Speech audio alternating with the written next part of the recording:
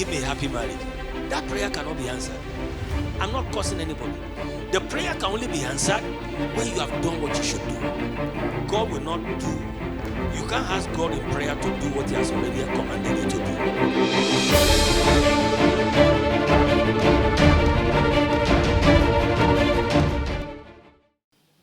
Welcome to this service, Matthew chapter 25, verse 27 to 29. I'll read from the New Living Translation.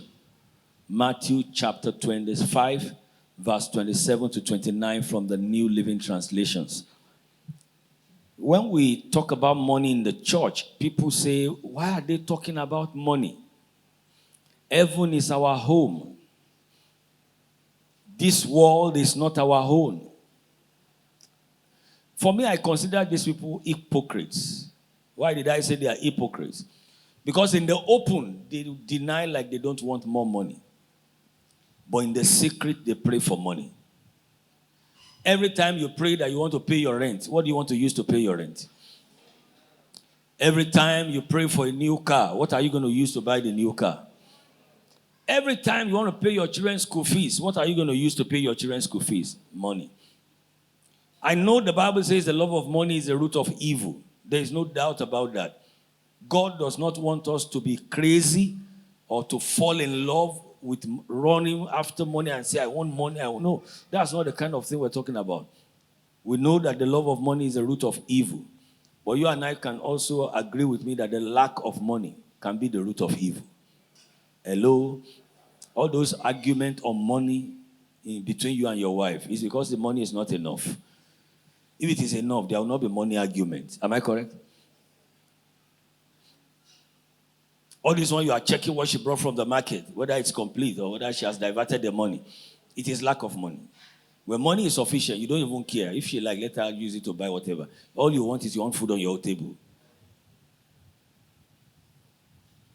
So every August in our church, as far as I can remember, more than 20 years now, we talk about money. Let us say money. There are some subjects the church tries to shy away from. One of those subjects is the subject of money. Money, sex, power, and some of those things. And the reason why we don't want to talk about them is that we feel that, how can you talk about it on Sunday morning? So the church people, they learn about money from outside church. They learn about sex from outside church. Any subject the church failed to address, the world will teach them. They will learn it from wrong sources. You are just like those parents. You know, some parents don't want to talk about sex with their children. If you don't teach them, somebody will teach them. If you fail to talk about it, somebody somewhere will talk about it. And I just pray for you that they won't be learning from the wrong person. And that's why in our church we talk about money, especially in August. We had a great time in the first service. If you miss first service, you need to get that message. How you can develop a good customer service. Because if you want more money, you know that you need more customers if you're a business person. Matthew 25, verse 27 to 29 from the New Living Translation says, why didn't you deposit my money? You know, this is a parable of talents. You know the parable of the master that gave three people talents. He gave one 5, he gave one 2, he gave one 1. When he came back, the one he gave 5 had traded with it and brought 10, extra 5. The one that he gave 2 had traded with it and had 4, extra 2. The one he gave 1 went and did what? And hid it. And when the master came back, the Bible says he came to check account with them. Every time they have preached that portion of the Bible to us, they made us feel like he's talking about talent. Because he said talent. But if you look at, he said, why have you not deposited my money? Why didn't you deposit my money in the bank? At least I could have gotten some interest on it. So the parable of talent is actually the parable of money. The Bible says the master came back and checked account. Account of what? Account of how they use their finance, how they use the money. So in verse 27, when he came back, he said, 27 please. Verse 27. Why didn't you deposit my money in the bank? At least I could have gotten some interest on it. He said, look, I know I gave you just one, but the least you will have done is to put it in the bank and attract interest on it. Verse 28. This is where we are going. We're going to stay on this in second and third service. Then he ordered, take the money from this servant. That's the one they gave one. Give it to the one with 10 bags of silver. Let's go to 29. To those who use well what they are given. To those who use well what they are given, even more will be given to them. And they will have abundance. But from those who do nothing, even what little they have will be taken away from them. That means the poor will become poorer. The rich will become richer. You are joining the list of the rich. Amen. If you are too spiritual to say amen, just say amen for me. Amen.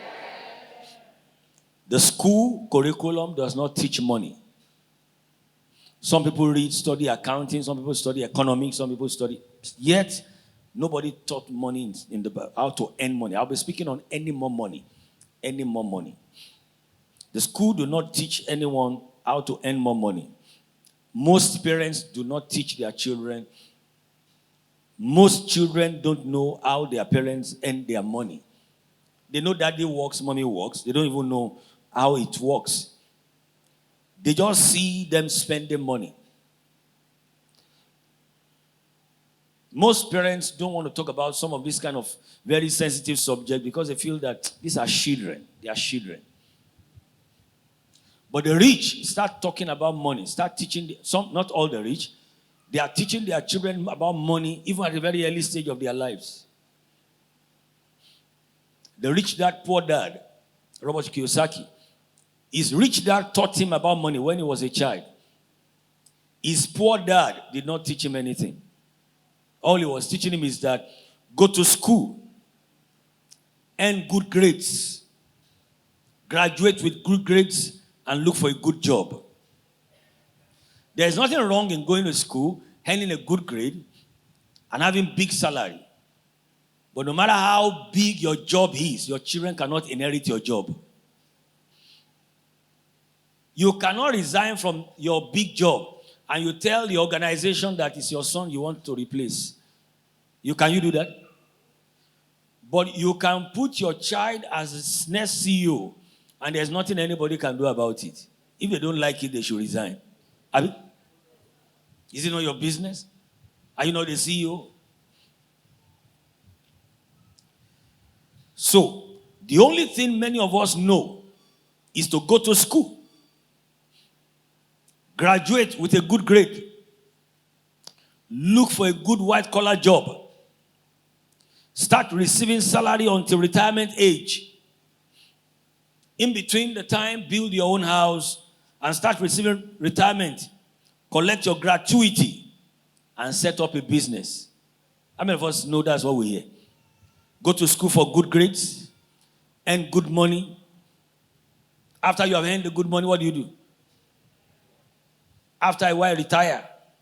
When they give you gratuity, go and set up a business. So an ignoramus 60-year-old man starts a new business. He has no idea of how to run a business. That's why most of those who take their gratuity and started a business, they regret at the end of the day because they know nothing about business.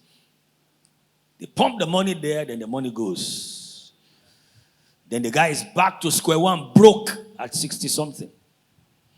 Because nobody taught him how to create wealth at the early part of his life. He did not have an IT. He didn't have a run. In this church, we encourage people to start their business on time. Have your own business. It's in the book of 1 Thessalonians chapter 4, verse 11.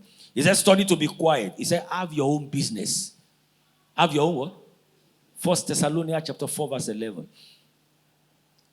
Now, I'm not saying you should resign and have your business. No. There's a process. While you are working somewhere, you are learning how to run a business. You are learning the administrative side of business.